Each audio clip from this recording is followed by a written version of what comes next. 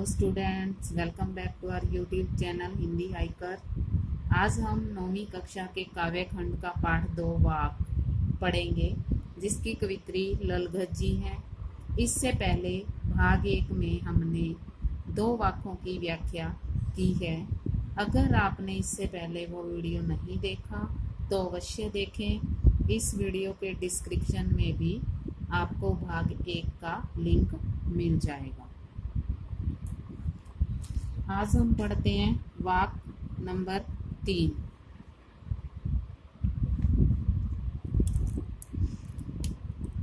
अब जब मनुष्य इस धरती पर जन्म लेता है, परमात्मा जब मानव को धरती पर भेजता है तो वह साफ स्वच्छ मन का होता है, पर दुनियादारी उसे बिगाड़ देती है।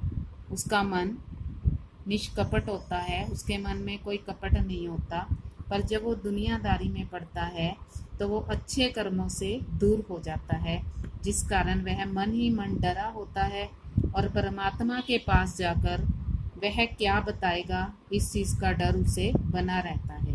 भगवान के घर जाने के लिए अच्छे कर्म ही हमारी सहायता करते हैं। पढ़ते हैं वाक नंबर 3। कवित्री यहाँ दुख भरे स्वर में, दुखी है कवित्री क्योंकि वो परमात्मा के घर जाना चाहती है, अपने असली घर जाना चाहती है। तो दुखी भरे स्वर में वो कहती है, आई सीधी राह से गई न सीधी राह। गई न सीधी राह से मतलब दुनियादारी में उलझना, दुनियादारी में उलझना। और आई सीधी राह से अभिप्राय कि वो परमात्मा के घर से आई। अब वो इस संसार में परमात्मा ने उसे सही रास्ते से भेजा था, सीधे रास्ते से वो यहाँ आई थी। सीधे रास्ते से यहाँ अभिप्राय है कि उसका मन साफ था और मोह माया के कारण वह सीधे रास्ते पर नहीं चल सकी और दुनियादारी के काम में उलझ कर रह गई। अब कवित्री किसके माध्यम से बता रही है? सुषुम सेतु पर खड़ी थी, बीत गया दिन आह। सुषमना रूपी नाड़ी। जब हम भगवान की भक्ति करते हैं तो हमें अपना ध्यान एक जगह पर एकत्रित करना होता है।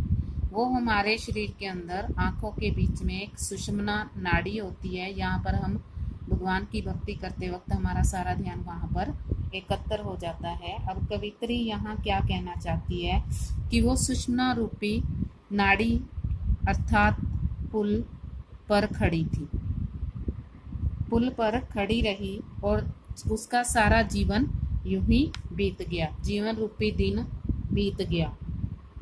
कहने का मतलब उसका जीवन बिना ईश्वर की भक्ति के ही बीत गया। ईश्वर ने उसे जो रास्ता दिखाया था उस रास्ते पर वो नहीं चल सकी और सारा जीवन उसका यूं ही बीत गया बिना ईश्वर की भक्ति के। अब वो उस माया रूपी संसार में उलझ गई, इसीलिए उसकी जो सारे प्रयास हैं वो सारे खत्म हो गए और अब उसकी मृत्यु के दिन निकट आ गए हैं। अब वो बहुत लेट हो गई है। अब उसे डर है कि जब जेब टटोली कोड़ी न पाई। अब कवित्री यहाँ क्या कहना चाहती है? जेब टटोली से मतलब आत्मलोचन करना।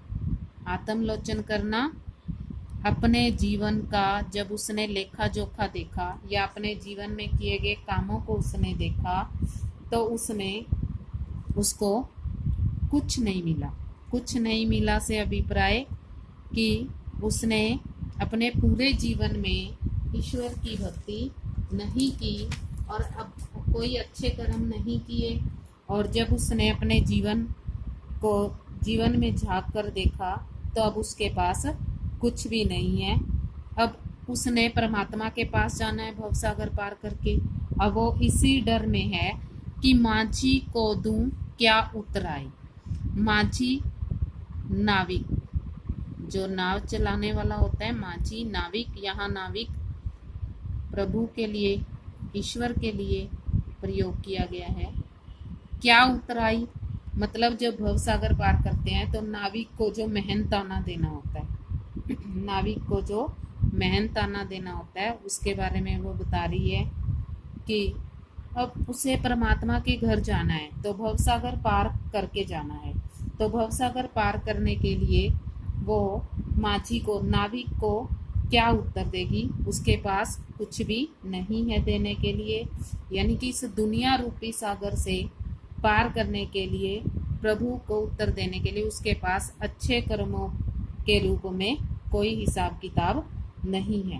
वह उन्हें क्या देगी? उसके पास कुछ भी देने के लिए नहीं है, या प्रभु को उतराई के रूप में कुछ भी नहीं वो दे सकती, क्योंकि उसके पास भक्ति रूपी धन नहीं है। वाक नंबर 4, थल थल में बसता है शिव ही। थल थल मतलब सर्वत्र, सब जगह पर। शिव यहाँ पर उसने शिव का प्रयोग ईश्वर के लिए किया है। अब यहाँ कवित्री ईश्वर की सर्वव्यापकता के बारे में बताती है, अर्थात ईश्वर का वास सभी प्राणियों में है। सृष्टि के कण कण में ईश्वर का वास है, ईश्वर ही निवास करते हैं। यहाँ शिव शब्द परमात्मा के लिए प्रयोग किया गया है, अर्थात हमें भेद न कर क्या हिंदू मुसलमान, हिंदू मुसलमान यहाँ पर भेद अंतर। अभी यहाँ कवित्री ये समझाना चाहती है कि हर किसी में ईश्वर का वास है। हमें धर्म के नाम पर, अमीर गरीब, ऊंच नीच के आधार पर कोई भी भेदभाव नहीं करना चाहिए। वो कहती है कि ज्ञानी है तो स्वयं को जान। स्वयं को जान से अभिप्राय अपने हृदय को टटोलना।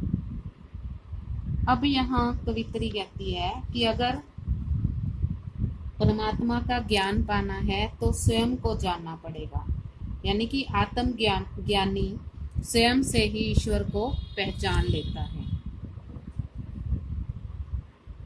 हमें अपने मन में झांकना चाहिए और स्वयं को ही जानना चाहिए, और स्वयं को जानना ही ईश्वर को जानना है। कहने का भाव यह है कि जब हम खुद को जान जाएंगे वही है साहिब से पहचान। साहिब से पहचान ईश्वर से या परमात्मा से। जब हम खुद को जान जाएंगे तो हम ईश्वर को भी प्राप्त कर लेंगे।